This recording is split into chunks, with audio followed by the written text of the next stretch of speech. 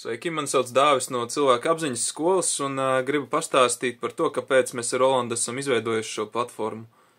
Galvenā ideja tam ir tāda, ka šī platforma kalpo kā instruments cilvēkiem, kuriem ir nepieciešama mentora palīdzība.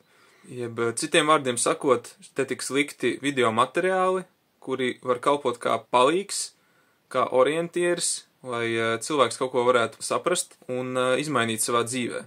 Vēl, protams, ir opcija arī uzdot sev personīgi interesējušos jautājumus un arī pieteikties padziļinātākai konsultācijai.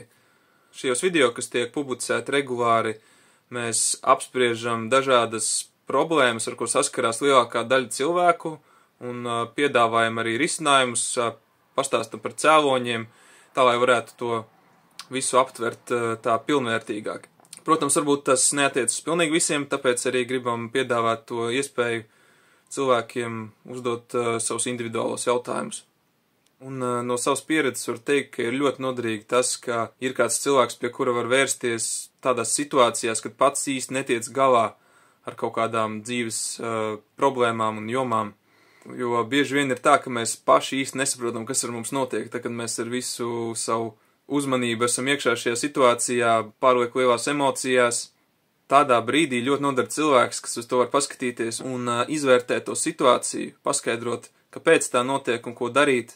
Man pašam ļoti bieži ir gadījies tā, ka es nesaprotu, kas ar man notiek, un es vienkārši esmu ieņēmis tādu neveselīgu skatījumu uz dzīvi, un tam īsti nav nekāds izējas, un Rolands vienmēr nāca talkā ar kaut kādu skaidrojumu, risinājumu un informatīvo bāzi, kas palīdz izkļūt no šīm situācijām.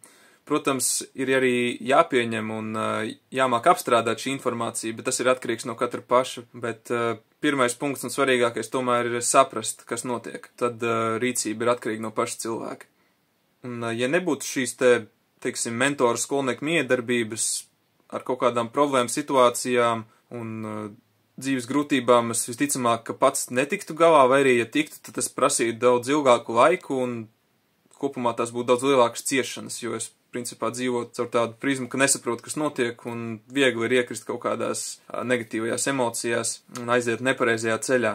Tā kā mēs piedāvājam šādu iespēju, ja jums ir kādi neskaidri jautājumi, kādas lietas, ar kurām nepieciešams palīdzēt, droši var dot ziņu. Iesaku jebkuram, jo tas tiešām ir ļoti vērtīgi.